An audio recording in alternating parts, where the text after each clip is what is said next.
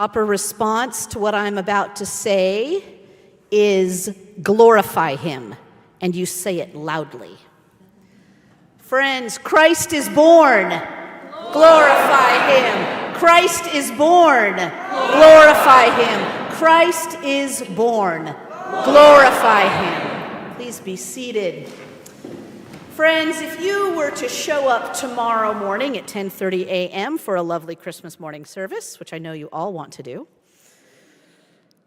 you would hear a different gospel. You would hear John 1. The Word was God, and the Word was with God, and in the beginning the Word created with God. And you can hear the thread of that gospel through the hymns that we sing today.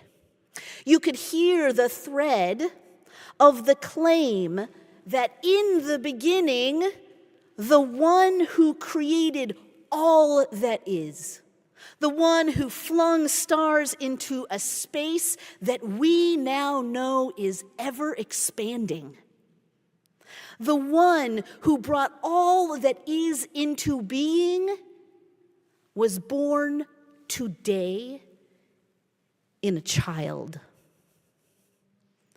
It is an outrageous, ridiculous, mind-boggling claim that the one from whom we all have our being and in whom we live and breathe was born in a cave, placed in the food trough of animals. This is the mighty paradox of our faith, and there is a reason that so many of our hymns and the proclamation with which we started the service today recites all of the history. Well, not all of it, or we would be here a lot longer. A lot of the history reminds us that God created all that is, and reminds us that God called a people through Abraham, Sarah, and Hagar, that God led a people across a desert and into a land where they grew and flourished, and when they were hungry and went to another land and ended up enslaved, God freed them from that slavery and led them across a sea, and a woman named Miriam led them in dancing and worship because they understood that the God of all creation is a liberating God. The God of all creation is a liberating God who shows up in the most unexpected of places. Shepherds hanging out with their sheep, doing whatever it is that shepherds do when they hang out with their sheep, smoking their pipe and playing their cards and being bored to death, is my guess, are interrupted by angels who come and tell them the most outrageous story that a child will be born in a city, Bethlehem, not Jerusalem, not the center of power, but a town out on the outskirts, a town of kind of nobodies except this guy named David, but that was a long, long time ago.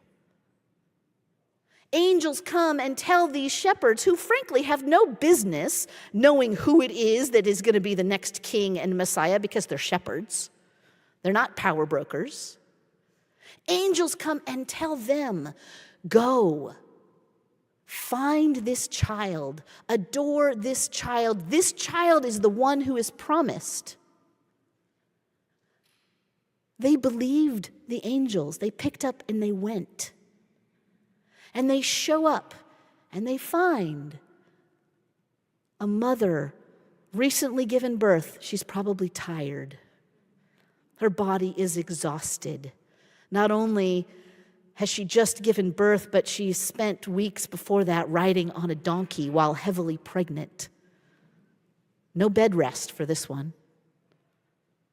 And they find a child, not in a comfortable bed, not in a room among family, but in an inn or a cave or a manger. There's a lot of words that are used in the stories that we tell about this. But what is clear is that Mary and Joseph and Jesus had no place to go other than somebody's barn. And Jesus has no bed but straw, and animals are probably trying to eat around him because he's getting in the way of their dinner. And that's what they find. They find the creator of the universe in a child. Friends, the power of this story is in what it says about the Creator and us. Because when the Creator of all comes into creation as one of us, God is favoring us. Have you noticed the language of our hymns and even in the gospel today? The one whom God favors. And I'll bet you that somewhere along the lines in your Christian theology or preaching that you've heard, somebody has said some are favored and some are not. Friends, when the creator of all comes into creation and takes on our flesh and our body, God is favoring all of us. God is favoring all of creation. The power of this story is the conviction that all of creation, everything that lives and breathes and moves in God, is favored by God. You don't earn it.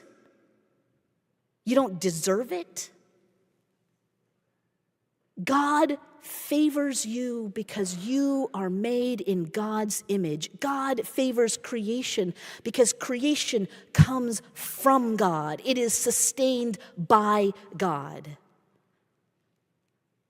Tonight, we celebrate a mystery that has no explanation.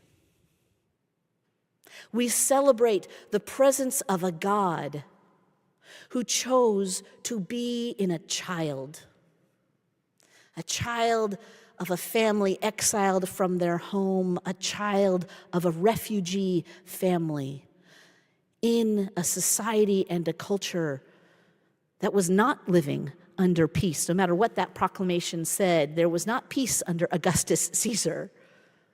There was the violent peace of a colonizing power. That is where God enters into the world. Not in the centers of power, not in lives that are perfect, not in people who have it all together, not in churches who know what they're doing. God enters into our lives in the most unexpected and small and surprising places. Friends, the creator of the universe has entered into each and every one of us. Tonight is a divine night because it is the recognition of what God has been doing all along.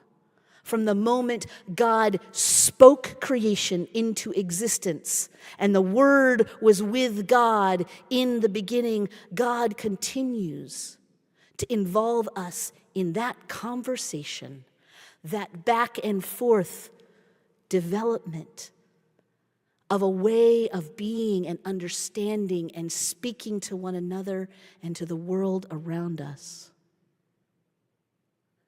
Tonight,